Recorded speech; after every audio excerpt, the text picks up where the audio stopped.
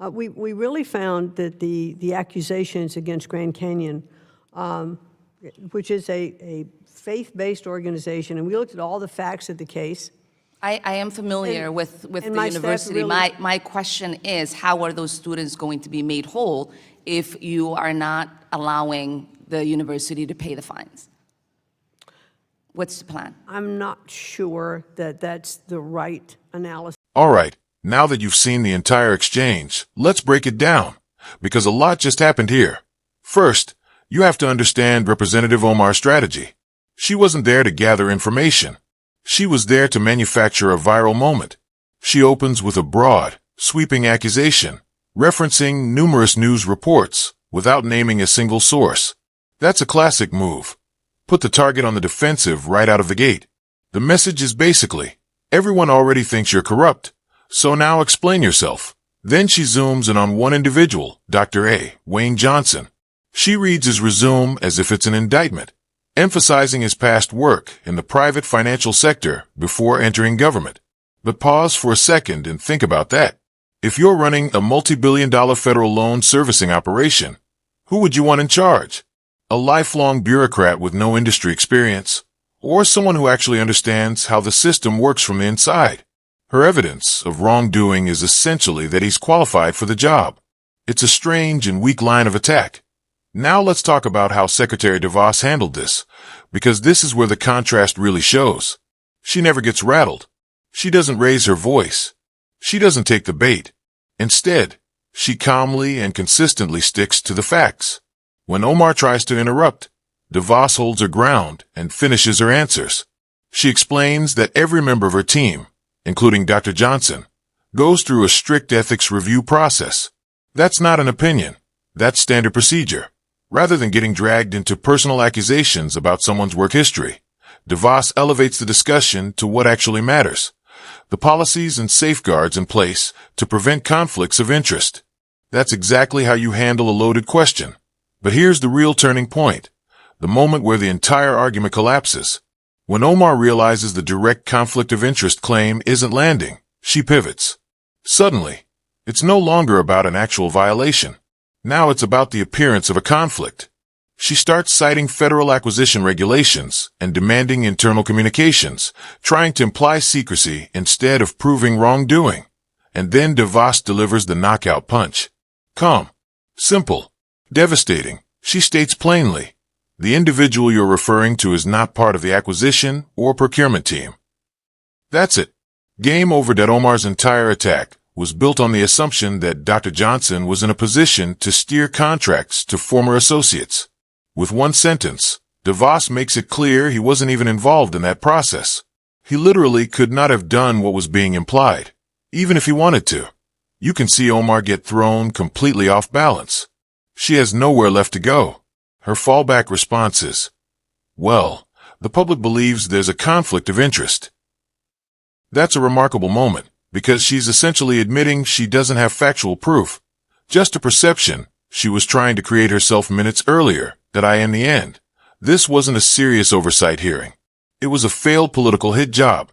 Secretary DeVos showed up prepared, stayed disciplined, and dismantled a narrative built on insinuation with nothing more than facts and composure. That a textbook example of grace under pressure. What do you think?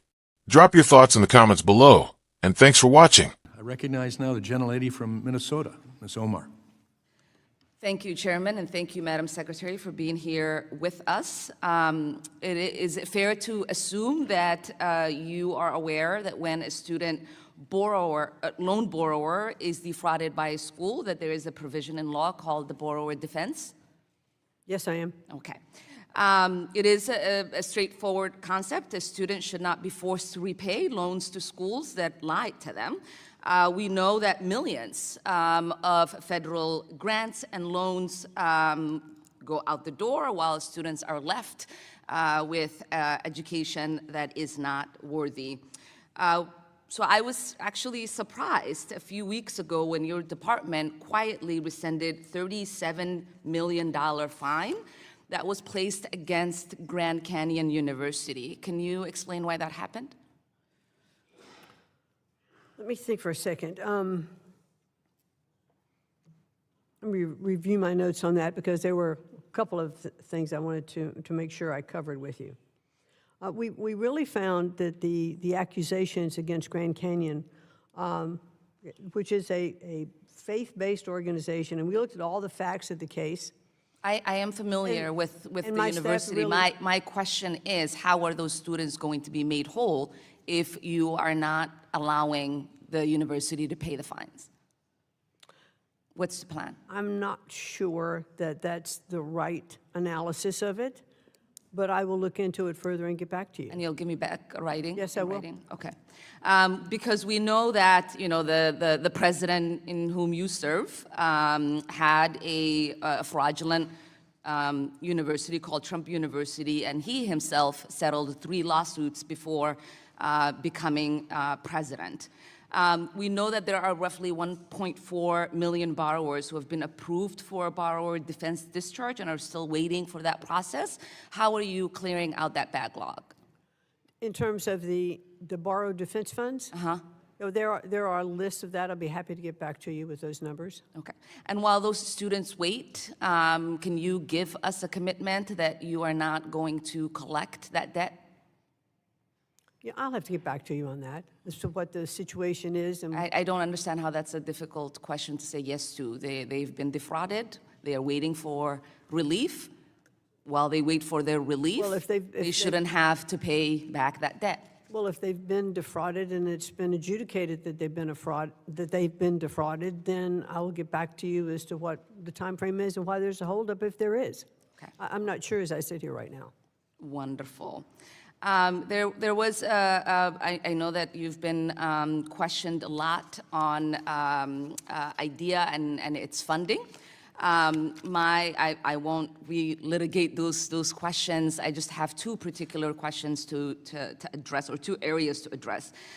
We know that the IDEA, that you have gotten rid of the legal team that guides the states in implementation.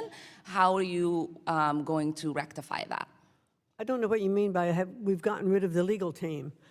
We have had some reduction in force of There was a members. firing of the entire legal team. Well, we have other lawyers in place at the Department of Education, and we are The fully... entire team that was for IDEA has been fired. So how are you addressing that? Because we have other lawyers who are in place that can handle those things. And as I mentioned before, we have not missed any of our statutory requirements. Well, I do believe that firing hurts the implementation. We also know that you have gutted the Office of Civil Rights when there is already investigation backlog. How are you going to fix the discrimination claim cases that are out there? Well, there are, excuse me, there are cases that we're looking into. And again, we have not missed any of our statutory requirements in terms of OCR. We also have a task force. There is a backlog. There are a lot of There is a backlog There are a lot of because we- kids in our schools that are waiting for relief. When you get rid of the people that are supposed to carry out those investigations, how are you to assure that those kids will not continue to be harmed? We are talking about so many situations in where kids are being discriminated against, and you got rid of the people that investigate those investigations so those kids can protect themselves from from discrimination. Well, we still have a very strong and capable staff in OCR. At the Then Department you of wouldn't have a Education. backlog if that was the case. There is a current backlog, and Okay, wow. If you didn't catch that the first time, you need to watch it again. And let's start by giving credit where it's due. Linda McMahon is an absolute force. Representative Omar throws everything she has at her. Constant interruptions, accusations of quietly rescinding fines, attempts to trap her in policy technicalities. And McMahon doesn't flinch. Not once. She calmly explains that the department reviewed the facts surrounding Grand Canyon University, a faith-based institution, by the way, and determined that the accusations simply didn't hold up. That's not corruption. That's due process. I know that concept doesn't seem to matter much to the squad, but in the real world, you don't punish organizations just because you disagree with their values or politics. But let's get to the real issue here. The sheer audacity on display. Ilhan Omar sits there lecturing everyone about fraud. She claims students were defrauded. She insists schools lied. She paints herself as the moral authority. And at some point, you can't help but think, have you looked in the mirror lately? You want to talk about fraud? Let's talk about your own campaign, funneling massive sums of donor money into your husband's consulting firm. Is that not a conflict of interest? Is that not enriching your family using political donations? Let's talk about repeated reports of ballot harvesting concerns in your district. Project Veritas exposed deeply questionable practices in Minneapolis, cash for ballots allegations that never seem to get the scrutiny they deserve. But sure, go ahead and lecture the rest of the country about ethics. And then there are the personal controversies, the marriage questions, the unresolved immigration allegations that never fully go away. These are not minor rumors.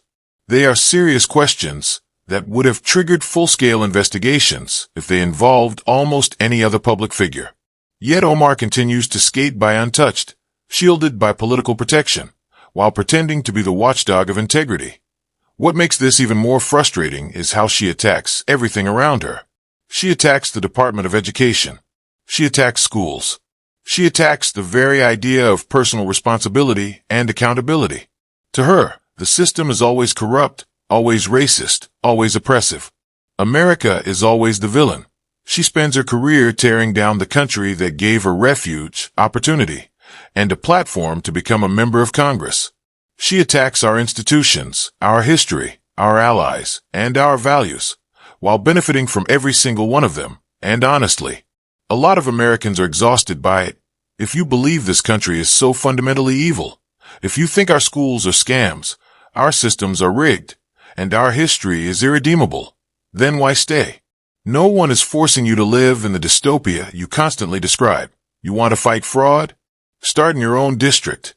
Start with your own campaign finances. Clean up your own house before trying to burn down everyone else's.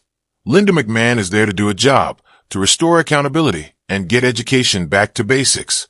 Ilhan Omar is there to generate sound bites, chase viral clips, and tear down the United States for political clout. America doesn't need the lecture. We'll be just fine without it. Let me know in the comments, whose side are you on? Linda McMahon or the squad? Like, subscribe, and I'll see you next time.